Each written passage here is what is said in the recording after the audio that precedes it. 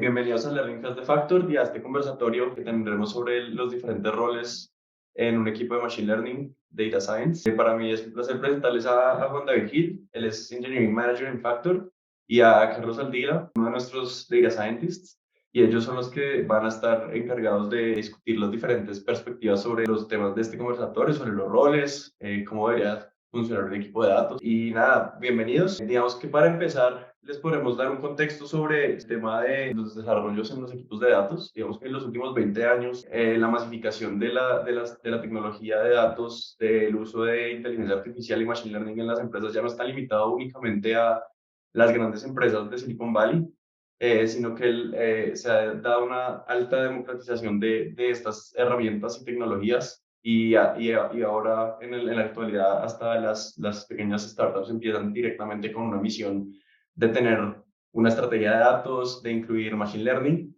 y esto ha causado una evolución en cómo los perfiles dentro de un equipo de datos y machine learning han cambiado en el tiempo. Digamos que al comienzo, hace 20 años cuando todo empezó, la etiqueta principal dentro de un equipo de datos era una persona que se conocía como un data scientist, que combinaba habilidades de investigación.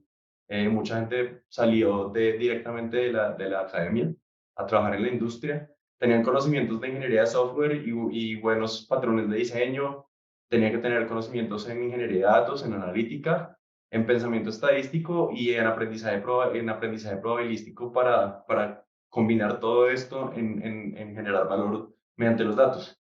Y con toda esta evolución y masificación del uso de tecnologías de inteligencia artificial, machine learning, pues estos roles también han cambiado y se ha diversificado y se ha especializado cada uno de los roles y las responsabilidades que estos tienen en un equipo de datos.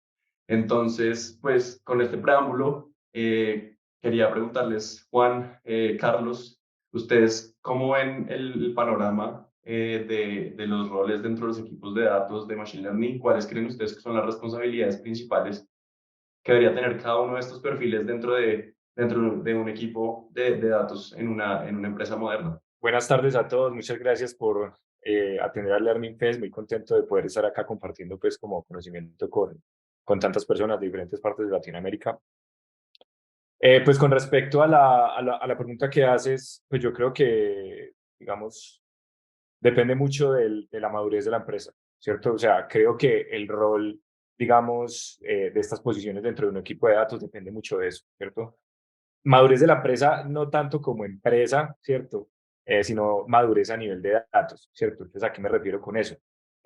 A que tengan, digamos, sistemas o bases de datos, digamos, modernas y sistemas de bases de datos analíticas, por ejemplo, ¿cierto? Que ya haya un proceso para hacer análisis de calidad de datos, que haya un proceso para extracción de datos desde las fuentes necesarias para poder empezar a extraer valor de esos datos, ¿cierto? Entonces, dependiendo de ese nivel de madurez a nivel de datos de la empresa, esos roles, digamos, pueden tomar diferentes connotaciones. Entonces, si nos vamos a una startup, ¿cierto? En donde literalmente tú estás con un equipo bastante limitado, el rol de un Machine Learning Engineer o de un Data Scientist puede ser, digamos, muy versátil, ¿cierto? Entonces, no solo vas a estar involucrado en la parte de los modelos y con la parte, digamos, del aprendizaje estadístico, sino que también vas a estar involucrado con la parte de, bueno, tengo que extraerme los datos de ciertas fuentes, y además de eso tengo que llevar ese modelo que consume esos datos a un ambiente productivo, ¿cierto? Entonces, muy seguramente en una startup esos roles empiezan a ser muy difusos, es decir, el data scientist va a tener que saber de data engineering y seguramente va a tener que saber algo de software engineering, ¿cierto? Inevitablemente. A medida de que, digamos, la madurez de la organización es mucho más alta a nivel de datos, esos roles se dividen aún más, ¿cierto? Entonces hay empresas con una madurez bastante alta que realmente dividen los roles bastante bien. No puedo hablar de nombres, pero tenemos un cliente en Factor que tiene un proyecto muy grande con nosotros y definitivamente ellos en este momento, o sea, dividen los roles súper estrictamente, ¿cierto? Entonces el ingeniero de datos se dedica estrictamente al manejo de los datos, de los modelos de datos, de los ETLs, ¿cierto? De la orquestación de pipelines. Y el Machine Learning Engineer se enfoca solo en productizar el modelo y llevarlo a un ambiente productivo y el data scientist solo se dedica digamos, a iterar sobre ideas de modelos y hacer el aprendizaje estadístico, ¿cierto? Entonces, depende mucho de la madurez de la organización en esa parte de los datos, diría yo. Eh, Carlos, dale. No, yo creo que estoy muy de acuerdo contigo, Juanda. Definitivamente siento que como esta historia que nos contó Mateo, de que al principio pues todo era un poco más difuso y a medida que avanza el tiempo se ha ido un poco, digamos, separando las responsabilidades, siento que esa historia también se ve en cada una de las empresas. A medida que una empresa empieza, por más que sea una cuestión de que es una empresa nueva, cada una de las personas tienen que ser como un one man army, lo que llamaríamos un ejército de una sola persona, en el que cada uno tiene que mirar a ver cómo hace para sacar las cosas adelante. Y a medida que va creciendo, yo siento que la mejor forma de, como de mostrar esto es que pasa de ser como un ovillo de lana todo, en el que uno tiene que repetir varias veces y la misma persona va haciendo muchas partes, a una cadena en la que cada una de las personas es un eslabón que realmente le da un entregable claro a la siguiente persona. Entonces ya cuando se tiene el pipeline completo, como tú dices en el cliente que comentabas de Factor, eh, como que cada uno tiene un rol muy particular, que recibe algo que ya sabe, entrega algo que ya sabe y todo está bien situado.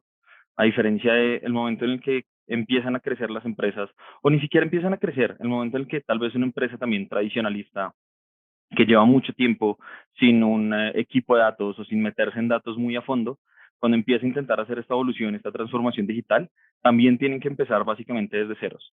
Y yo creo que este es el punto como en el que quiero resaltar, porque ahí no solo los científicos de datos, llamémoslo de alguna manera, como para embarcar a todos los roles, tienen que saber de todo un poco, sino que también tienen que arremangarse, intentar buscar tecnologías antiguas, buscar bases de datos que tal vez ya no tienen soporte o no habían utilizado antes, y es empezar a adaptarse a lo que hay, a lo que quieren llegar y empezar a salir adelante a medida que la empresa va creciendo para que ya los roles puedan ser un poco más específicos. ¿Creen ustedes que esa definición de perfiles debería ser agnóstica a la madurez de la empresa? O sea, debería una empresa que quiere empezar con una estrategia de datos, debería plantearse las definiciones de los roles previo a iniciar su equipo de datos? ¿O creen que esto debería ser orgánico mediante el paso del tiempo y las experiencias que tenga la empresa?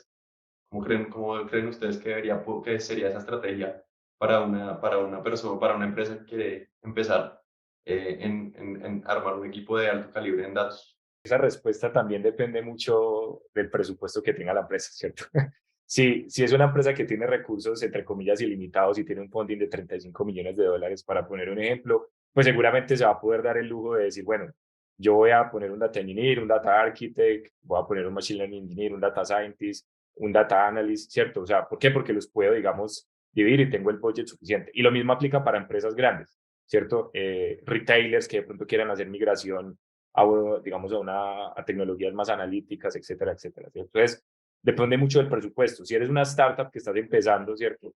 Que tienes un capital semilla limitado de 1 millón o 2 millones de dólares, incluso menos si es en Colombia o en Latinoamérica, pues yo creo que esa definición va a ser un poco más orgánica, ¿cierto? Seguramente al principio lo que, digamos, deberían buscar es un ingeniero más senior. Yo lo digo, idealmente un machine learning engineer, simplemente porque en mi experiencia, los Machine Learning Engineers tienen un poco de todo, ¿cierto? Tanto de Data Engineering como de Deployment y como de Software Engineering, ¿cierto? Pero a medida que vaya avanzando la empresa, vaya obteniendo más revenue, incluso más capital, pues seguramente va a poder, listo, me traigo un ingeniero de datos que se especialice en esa parte y luego me traigo un analista, ¿cierto? Que añada valor en esa parte. Entonces, definitivamente hay que adaptarse al estado en el que esté la empresa en ese momento. Yo también creo que hay un lazo muy fuerte con el presupuesto actual de la empresa, por lo que dijo Juanda. Sin embargo, como digamos, ya dirigiendo la pregunta hacia un poquito de lo que sería el ideal, para mí el ideal es, si la empresa tiene el presupuesto, armar el equipo de datos. Si la empresa no tiene el presupuesto, empezar con pocas personas, y ya voy un poco a quién creo que debería estar inicio, pero empezar con pocas personas, pero tener la estructura clara para cuando se dé el crecimiento. Pero yo creo que todas las empresas están pensando en, bueno, yo contrato ahorita 2 o 3 personas para este equipo, pero esto puede crecer. Entonces, tener los pipelines claros, bases de datos claras, cómo va a trabajar todo, dónde van a estar los modelos, tener absolutamente toda la arquitectura, así sea de manera conceptual, clara, para que a medida que vaya creciendo, realmente el proceso sea escalable. No que de un momento a otro, ay, estos accesos solo los tenía el único data engineer que estaba ahí, se fue, ahora qué hacemos. Ha pasado, son experiencias que creo que muchos de nosotros hemos vivido. En cuanto a quién creo que debería estar como en esos primeros pasos, si la empresa no puede fondearse, veo muy preciso la idea que tiene Juanda como de tener un Machine Learning Engineer. Sin embargo, también tendría una persona más conectada a negocio. Siento que como cuando la empresa está empezando a crecer, se necesita mucho entender las necesidades de negocio y saber qué es lo que se necesita en términos de datos para que crezca aún más rápido. Y ahí, digamos que ya estamos entrando un poco a las diferencias entre los roles, eh, pero tener a alguien de negocio muy pegado a datos o un data scientist que puede llegar a ser como este traductor entre una parte y otra, creo que también sería una de las, digamos, de las personas o roles que añadiría desde el principio. De acuerdo que son diferentes factores. En este momento quisiera recordarles a todos los asistentes que también pueden enviar las preguntas que tengan a través del Q&A de Zoom o de Word. Estaremos disponibles para discutirlas con Juan y Carlos. En ese orden de ideas, ¿ustedes cuáles creen que son las habilidades claves que diferencian a una persona? Digamos, ya estamos en un equipo maduro que tiene estas definiciones claras de los roles. ¿Cuáles son las habilidades que diferencian, por ejemplo, un Machine Learning Engineer de un Data Scientist, de un Research Scientist, de una persona que esté más hacia Ops? ¿Cuáles habilidades creen que ustedes que son importantes para cada uno de los perfiles?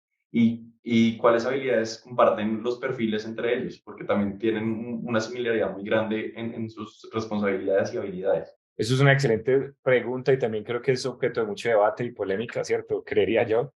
Eh, pero yo me atrevería a decir como que, digamos que tú puedes dividir como el ciclo de vida, digamos, de un proyecto de Machine Learning con varias etapas, ¿cierto? Entonces, para ser muy somero, yo diría que está la etapa de la extracción de los datos, la etapa del modelo, la etapa del deployment, perdón, la etapa del productizar ese modelo, empaquetarlo y la etapa del deployment, ¿cierto? Que son como esas 4 etapas, ¿cierto? Incluso hay una etapa que es la etapa de el análisis del negocio, ¿cierto? Que es un poquito de entender las necesidades del negocio. Entonces serían 5. Yo diría que un Machine Learning Engineer se está moviendo entre lo que es el modelo y el software, ¿cierto? Básicamente, listo, yo tomo un modelo de Machine Learning que funciona para resolver un problema, ¿cómo lo empaqueto en algo que le sirva al producto, ¿cierto? Y lo lanzo a producción, ¿cierto? Entonces es muy entre el mundo operativo y el mundo del modelo, ¿cierto? Entonces está como entre esos dos mundos. Un data scientist seguramente se irá más, o un research scientist se irá más para el lado del modelo, ¿cierto? Entender los datos, entenderlos bien, entender el negocio y entender cómo con un modelo de Machine Learning le puedo dar valor a ese negocio, ¿cierto? Y por otro lado, el lado de Ops, ¿cierto? Es más de cómo yo escalo ese modelo. O sea, cómo luego de que ese modelo está empaquetado y puesto en un backend o en un paquete, etcétera, etcétera, cómo escalo eso para que pueda atender, digamos, las necesidades del negocio, ¿cierto? Que si yo sé que va a tener 100.000 clientes, ese modelo va a ser capaz de soportar ese volumen, ¿cierto? Entonces ese es el tipo de preguntas que se le está respondiendo esa persona, ¿cierto? Obviamente hay otros roles involucrados, como el data engineer, ¿cierto? Pero pues que estarían más involucrados en la parte de los datos, ¿cierto? En un entorno ideal, ¿cierto? Más o menos sería así como esa división que yo haría. Y yo creo que esa última palabra, pues esa última frase que dijo Wanda es importante, como en un caso ideal, yo creo que eso sería lo mejor. Me gustaría también tocar un poquitico como qué temas creo que comparten los roles entre sí. La parte, digamos, de la creación y entrenamiento del modelo, yo siento que es algo muy de, básicamente, la persona que lo toque, pero Machine Learning Engineer y Data Scientist, ambos tienen muchas velas en ese entierro. Sin embargo, creo que sí el tipo de modelos que se hacen pueden llegar a ser distintos. Al menos en mi experiencia y con lo que he hablado con algunos de los colegas dentro y fuera de Factor, los data scientists están un poco más enfocados a modelos con datos, llamémoslo tabulares, con datos comunes, con algo, digamos, plain vanilla, fácil de entender. Tenemos una tabla estructurada. Machine Learning Engineer también, obviamente, tienen skills para hacer este tipo de modelos, pero hay una rama de Machine Learning que es Deep Learning, que se enfoca un poco más en bases de datos no estructuradas, no comunes, no plain, que también siento que muchas veces como data scientist no alcanzamos a tocar o no hemos visto la necesidad de negocio de tocarla porque ya existen los machine learning engineers. Eh, Creo que la parte de conexión de negocio, Juanda la dijo muy bien. Veo que los data scientists están un poco más enfocados hacia entender cuáles son las necesidades y sobre todo aprender a como dar los resultados, mostrar los resultados y mostrar que lo que se hizo sí está bien. Y esto siempre para mí va a ser como un esfuerzo de equipo en el que cada uno tiene diferentes roles. desde la parte de extracción, como dijo Juan, del Data Engineer, hasta la parte de MLOps en el que se tiene que escalar todo. Y creo que ahí está un poco la diferencia. Muchas veces yo siento que como Machine Learning Engineers o Data Scientists, si uno está empezando o si está en un punto en el que todavía no hay una madurez suficiente en la empresa, uno busca que el modelo corra y de bien. Y después ya cuando uno se da cuenta de que van a llegar 2 millones de requests a ese modelo en un día, en una hora, ya uno empieza como, uy, ¿cómo así? Y uno ya tiene que empezar a explorar hacia la parte de Ops. Pero creo que eso es básicamente lo que pondría en la mesa sobre diferencias y similitudes de las responsabilidades. Sí, de acuerdo, totalmente de acuerdo. Hay una pregunta muy interesante en el Q&A de Eduardo Flores y dice, Factor tiene una posición privilegiada para observar cómo diferentes empresas, industrias y grados de madurez están en el momento en el ecosistema. ¿Hay algunas buenas prácticas o mejores prácticas que hayan observado al momento de armar un equipo de datos? Y tiene esto potencial como un servicio de consultoría a sus clientes, es decir, yo como Factor le ayudo a madurar rápidamente su equipo de datos y armar una estrategia de datos robusta con las mejores prácticas. ¿Cómo creen ustedes que se puede ver esto en el panorama actual? Hay dos preguntas ahí, ¿cierto? Entonces, la primera es la de best practices, ¿cierto? Y luego, si eso se puede empaquetar en una especie de servicio de consultoría como más especializada, ¿cierto? Pues lo entiendo de esa manera. Espero Correcto, haberlo sí, sí. entendido bien, Eduardo, ¿cierto? Creo que el tema de best practices es claro, sí, totalmente. O sea, la respuesta es sí. O sea, digamos que en la variedad de proyectos que nosotros hemos tenido, nos hemos dado cuenta de que hay diferentes best practices, obviamente también dependiendo del estado en el que esté a nivel de datos esa empresa, ¿cierto?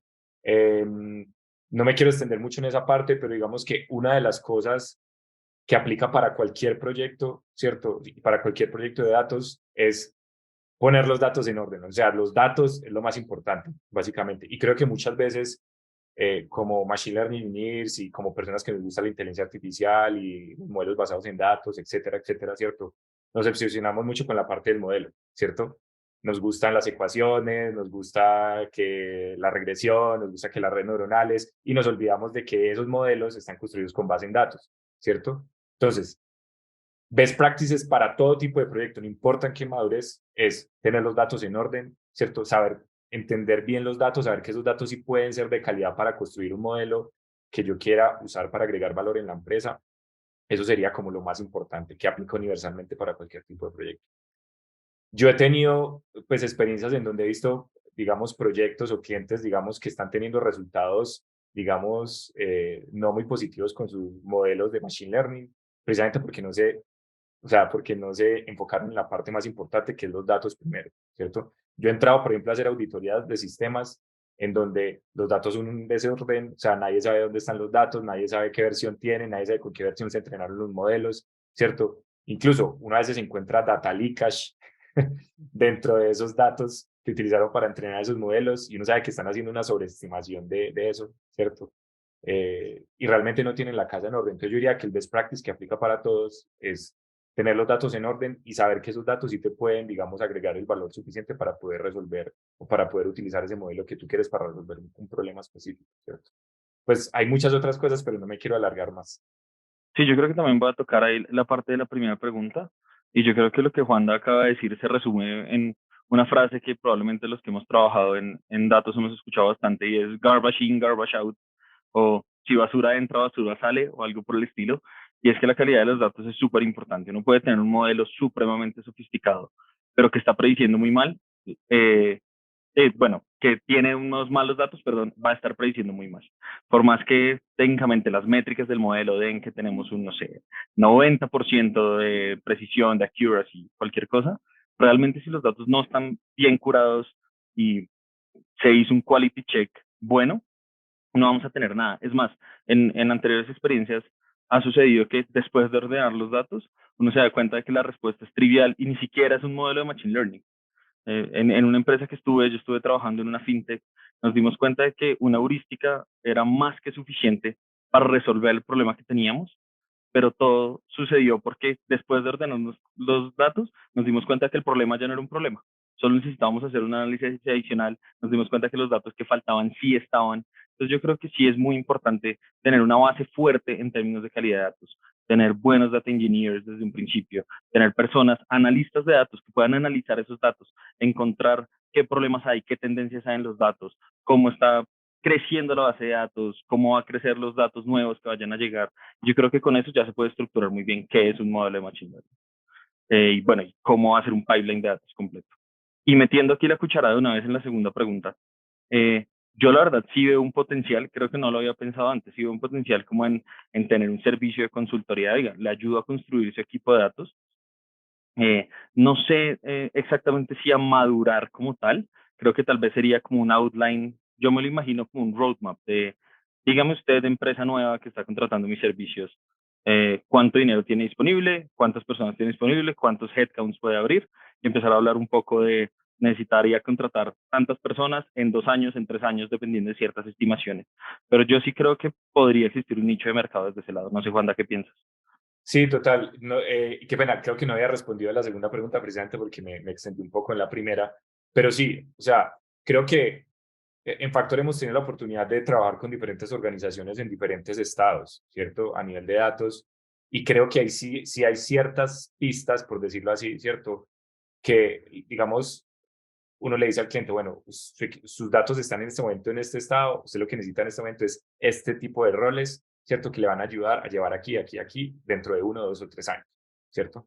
Entonces, siento que sí es posible, o sea, siento que sí es posible, como que hay diferentes como pistas, como les digo, que le pueden ayudar a uno a saber en qué estado está la empresa y qué es lo que necesita para llegar al siguiente nivel, ¿cierto? Definitivamente, o sea, creo que en la experiencia que hemos tenido acá nos hemos dado cuenta de eso y es perfectamente posible, ¿cierto? Obviamente no es un silver bullet, ¿cierto? Porque una de las cosas que también nos hemos dado cuenta es que dentro de las mismas empresas a veces hay mucha resistencia y eso es un tema cultural que a veces es difícil de batallar, ¿cierto? O sea, tuvimos una vez una experiencia con una empresa grande, ¿cierto? Tratar de pues hacer como la transición, como empezar a manejar, digamos, bases de datos analíticas y todo eso. Y el blocker más grande ni siquiera fue el plan que nosotros teníamos. Nosotros teníamos un plan in place con los recursos, con la gente que debían tener y todo lo que debían hacer, pero habían personas dentro de la misma empresa que de cierta forma a través de procesos y burocracia se oponían al tránsito de esos proyectos, ¿cierto? Entonces muchas veces hay una barrera que nosotros como empresa no podemos de cierta forma como romper, ¿cierto? Sino que son las mismas las empresas las que tienen que dar ese salto, ¿cierto? Y eso es una decisión que es estratégica de parte de los CEOs o los C-level de esa empresa para poder dar ese camino. Si no, va a ser muy difícil, ¿cierto? Y que eso ya es otro tema, que es un tema de adopción de este tipo de tecnologías. Sí, definitivamente, definitivamente hay que, es un esfuerzo no solamente tecnológico y de invertir en recursos técnicos, sino también organizacional y a veces de cultura de las empresas, definitivamente. Otra pregunta que está muy interesante, Cristian Borda pregunta, ¿cómo ven ustedes en algunos años, en corto plazo, la evolución de los diferentes roles dentro de ciencia de datos y qué habilidades ven ustedes que están ganando mayor fuerza y harían un perfil mucho más atractivo en el futuro cercano para un equipo de datos? Dale, Charles. Uy, esa la veo tricky. Yo que veo, creo que últimamente ha estado creciendo mucho con la parte de Ops, MLOps, y de poder tener como un continuous deployment, pues un despliegue continuo de tecnologías. Y creo que esa conexión con realmente hacer machine learning escalable está siendo muy en auge y va a seguir creciendo pues, por los siguientes años. Y también tiene que ver por los volúmenes de datos que se manejan ahora. Antes, digamos, las bases de datos que se manejaban no eran tan grandes. Ahora, si uno se va, no sé, a e-commerce o algo de ads o algo por el estilo, tenemos millones y millones de datos que llegan en segundos y yo siento que sí poder llegar a hacer tecnologías escalables es muy importante. En cuanto a skills de esta parte, yo creo que toda la parte de distributed computing va a ser súper importante, está siendo y va a seguir siendo súper importante a medida que crezca, pues a medida que siga creciendo los equipos de datos. Yo siento que ya se está llegando más o menos a un estado estable en el que ya cada uno de los roles está medianamente definido, pero creo que eso es lo mismo que pensábamos o pensaban las personas que estaban en datos hace 20 años. Entonces, quién sabe, en cualquier momento esto podría cambiar, pero yo sí creo que más o menos ya se tienen muy bien distribuidas las responsabilidades de cada uno de los datos. No creo que haya mucho cambio en términos de nuevos roles o nuevas tecnologías, pero sí creo que va a haber algo de especialización en cada uno. Y algo que he visto en en algunas empresas en las que he trabajado, es que muchas veces cuando se crea un equipo de datos, no se tiene una persona dentro del área de datos que se comunique con el negocio y muestre las cosas.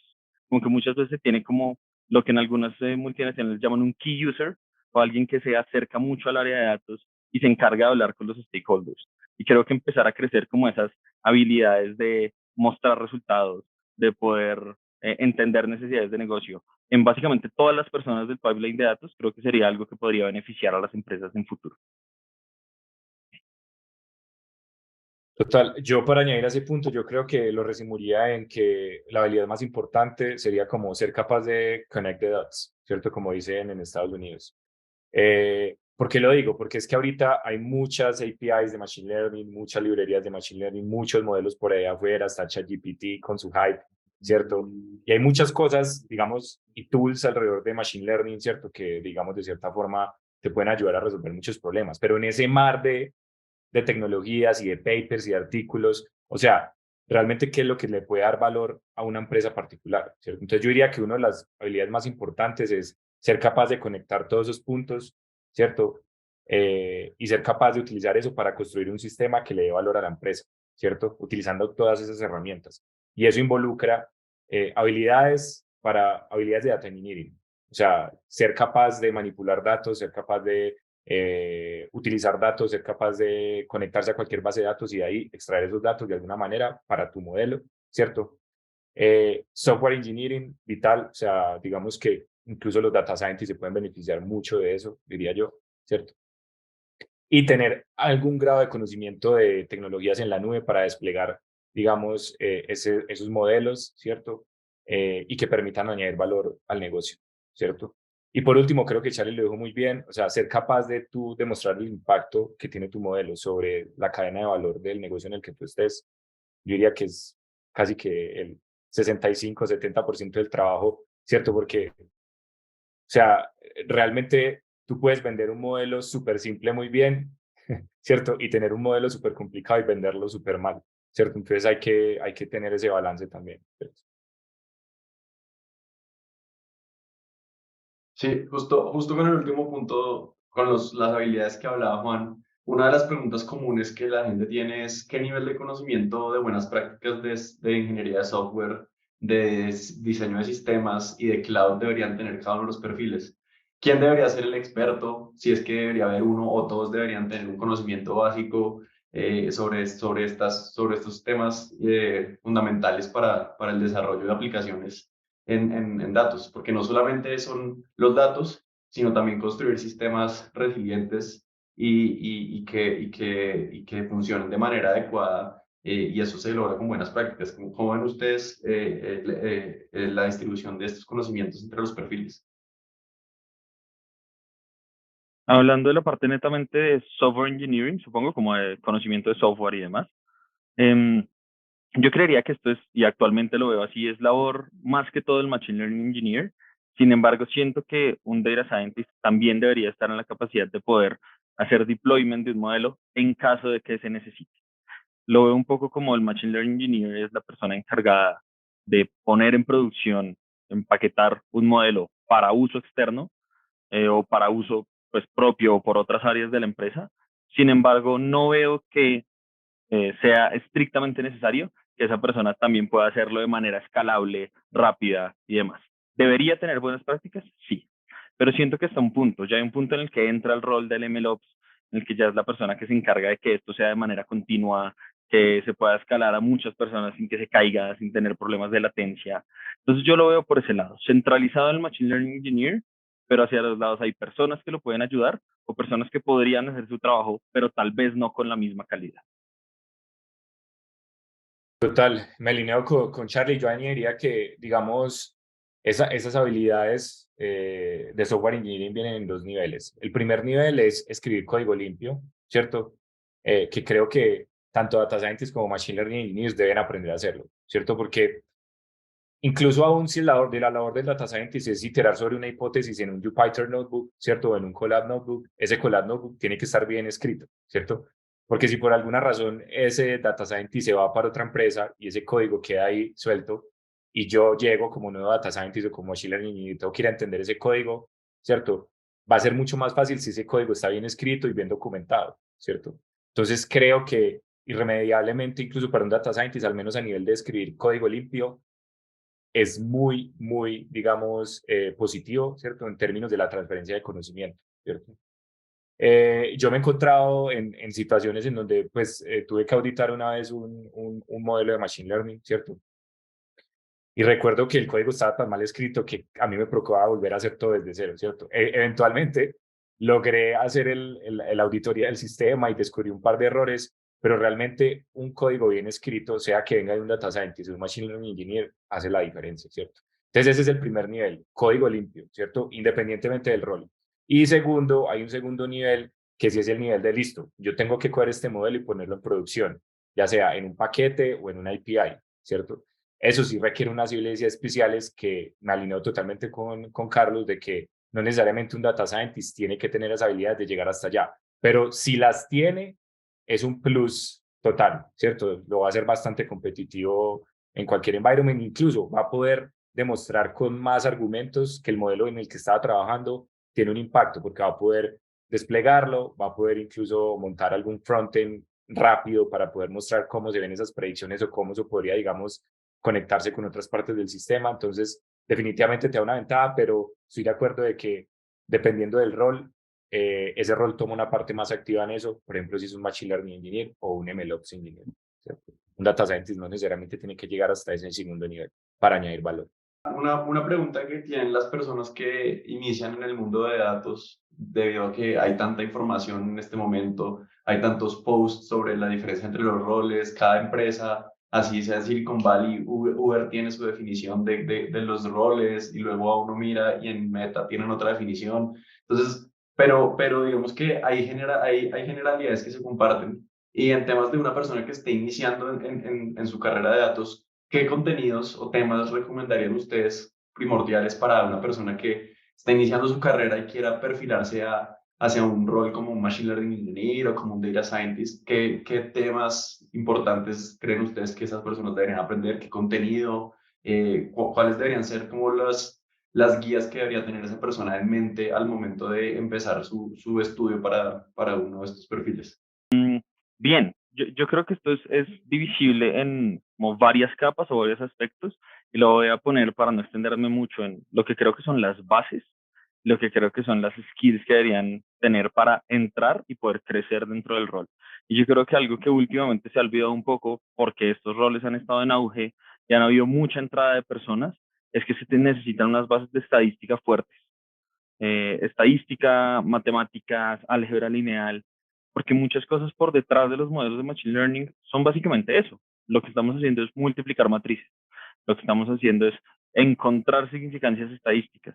Y muchas veces esto puede no verse, digamos, tan reflejado cuando uno ve un modelo de Machine Learning como una línea de código, pero cuando algo falla es cuando uno realmente va a como esa conocimiento que uno tiene en la memoria RAM y dice, ah, no, si algo está fallando es por esto, es porque yo aprendí de estadística, sé cómo corregirlo, o más bien, sé por qué no está fallando, por qué no sirve este modelo, pero sí este otro. Ese tipo de cosas ayudan mucho a poder solucionar problemas de manera rápida y creo que solo se ganan si uno tiene, uno, experiencia, en este caso como estamos hablando en entry level no se va a tener, o dos, un conocimiento de lo que está pasando por detrás del computador. Entonces creo que eso es algo súper importante. Algo que ya tocó Juanda es buenas prácticas en código. Yo sí siento que el hecho de tener buenas prácticas no solo sirve para escribir código bien, bonito y eficiente, sino para entender el código de otras personas. Yo he estado en transformaciones digitales dentro de empresas muy tradicionales, con prácticas, digamos, de datos no muy maduras, en el que simplemente entender lo que alguien más escribió es todo un desafío. Si se tuvieran buenas prácticas de código, pues, digamos, uno podría evitar esto, o solo teniendo buenas prácticas de código, uno ya más o menos entiende qué quiso hacer la otra persona y puede, pues, trabajar como sobre eso.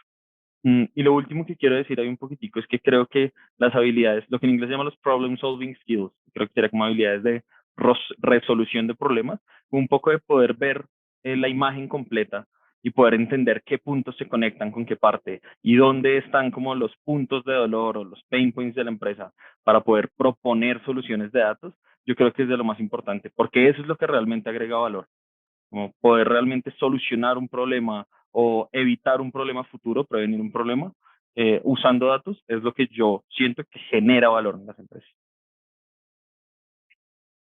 Epa, yo creo que me alineo bastante con Charlie, solo añadiría a esos 3 puntos que él habló, diría que la práctica es muy importante, ¿cierto? Entonces, si pueden, o sea, en este momento hay menos excusas que las que habían hace seguramente 10 años, ¿cierto? Cuando yo empecé a trabajar, ahorita hay muchos recursos, ¿cierto? Por ejemplo, como Kaggle, hay muchos recursos en donde hay datasets abiertos donde ustedes pueden empezar a practicar todas estas habilidades que tienen de Machine Learning, ¿cierto? En donde literalmente les ponen un dataset, tienen un challenge y ustedes tienen que utilizar todas estas herramientas de las que estaba hablando Carlos, por ejemplo, sobre todo desde la parte estadística y de modelos, las tienen que poner a prueba, ¿cierto? Entonces, yo creo que la práctica hace el maestro.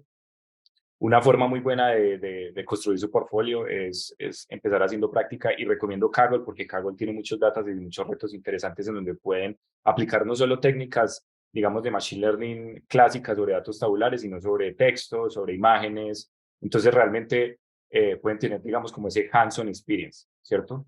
Y si pueden, de cierta forma, empezar a construir toy projects, ¿cierto? Muy similar. Yo creo que hay que copiarnos de buenas prácticas que hacen, por ejemplo, los full stack engineers, que llevan mucho más tiempo que nosotros, ¿cierto? Y muchos de ellos, cuando están tratando de prepararse como para entrar en ese mundo, lo que hacen es construir proyectos, ¿cierto? Entonces, montan como un sistema de base de datos con, digamos, una especie de backend por encima y un frontend, ¿cierto? Y eso lo presentan como su portfolio, ¿cierto? Entonces, lo mismo tenemos que empezar a hacer nosotros en el mundo de data science y machine learning engineering, ¿cierto? Para poder empezar a fortalecer nuestro portafolio también. Eso ayuda. Y he visto que en Kaggle muchas veces se aprenden bastantes cosas que te pueden ayudar incluso en algunos entornos que, pues, con empresas grandes y ya cuando estés, digamos, en tu entorno laboral. Sí, total. Volviendo aquí a una pregunta muy interesante de Laura Salazar y es con respecto a computación en la nube. ¿Qué tan necesario ven ustedes el uso de computación en la nube y básicamente el que la persona que esté aplicando para alguno de los roles sepa de cloud? Y la pregunta es hacia que si actualmente la mayoría o tal vez todas las soluciones que Factor propone y desarrolla con sus clientes dentro de los clientes usan computación en la nube o si hay alguno que sea on-prem. Eso es como la respuesta de todos, depende. Esa es la muletilla. Y igual me parece muy bueno, ¿cierto? Porque, o sea, siempre depende. Pues yo estaba en la oportunidad, yo he tenido la oportunidad de trabajar en proyectos en donde todo se hace en premise, ¿cierto? Es decir, son devices en donde se tiene que desplegar el modelo porque solo, o sea, es un entorno donde el cliente quiere que ese modelo esté desplegado en ese device, ¿cierto? Por temas de manejos de datos, por temas de que no tienen acceso a un servidor en la nube. Por ejemplo, en el caso de manufactura, en donde se hacen detección de anomalías, ellos no tienen una máquina conectada, ¿cierto? Con cosas en la nube, porque ahí estarían de cierta forma mostrando su IP. Entonces uno literalmente tiene que montar el modelo, ¿cierto? En una máquina que ellos tienen allá pegada de su línea de producción, ¿cierto? Entonces es un sistema on-premise, ¿cierto? No necesariamente es en la nube. O hay otros casos en donde, por ejemplo, ejemplos en donde sean sistemas on-premise. Por ejemplo, los KiwiBots podría ser un ejemplo de eso, si ustedes conocieron esa empresa.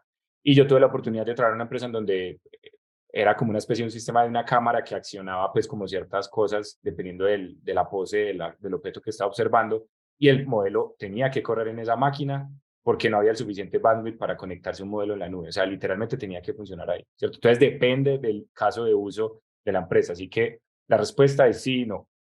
Definitivamente hay casos en donde hay que ir a la nube, ¿cierto? Porque muchas veces tener tus propios desarrollos on-premise te puede salir muchísimo más costoso, ¿cierto? Que los servicios que ofrece, por ejemplo, AWS o GCP o Azure para, digamos, hacer cálculo, cómputo distribuido, ¿cierto? Y estas soluciones ya están empaquetadas, o sea, realmente la curva de aprendizaje no es tan alta, ¿cierto? Entonces, personas que ya tengan una experiencia con esto pueden aprender a utilizar estas herramientas fácilmente y adaptarlas para lo que necesite la empresa, ¿cierto? Pero igual depende, hay industrias que son muy reguladas como health, en donde seguramente va a tener que, o sea, tener datos en la nube no es una opción, entonces sí depende mucho de la, yo diría que sería, es como 33% on-premise, o más bien digamos 33% edge devices, ¿cierto? Que son como sistemas embebidos, 33% on-premise y 33% digamos en la nube. Estoy haciendo un estimado muy, muy por encima, pero pues más o menos te da como a entender de que depende mucho de la situación. Y yo creo que estoy muy de acuerdo con lo que dice Juanda. Siento que como el cloud computing y la nube ha tenido un auge muy grande como en artículos y demás por novedad en los últimos 10 años o algo por el estilo, pero sí siento que va muy al caso a caso. Yo trabajé en una empresa en la que se estaba haciendo una migración a la nube, pero se tuvo un breach de seguridad, era una empresa de retail, en el que se necesitaba realmente vigilar una bodega porque se estaba entrando gente y en ese momento quisimos hacerlo en la nube directamente, los tiempos no daban, las bases de datos no estaban cargadas completa en la nube, nos tocó montar todo en premise y cuando nos dimos cuenta era muchísimo mejor porque lo montamos después en la nube, se demoraba el triple prediciendo si había una persona o no. Tanto que hicimos una prueba que entró un operario y la cámara nos avisó como 30 segundos después cuando la persona ya había entrado y vuelto a salir de la bodega. Entonces, realmente creo que es una cuestión que depende mucho del sistema que nosotros estemos mirando.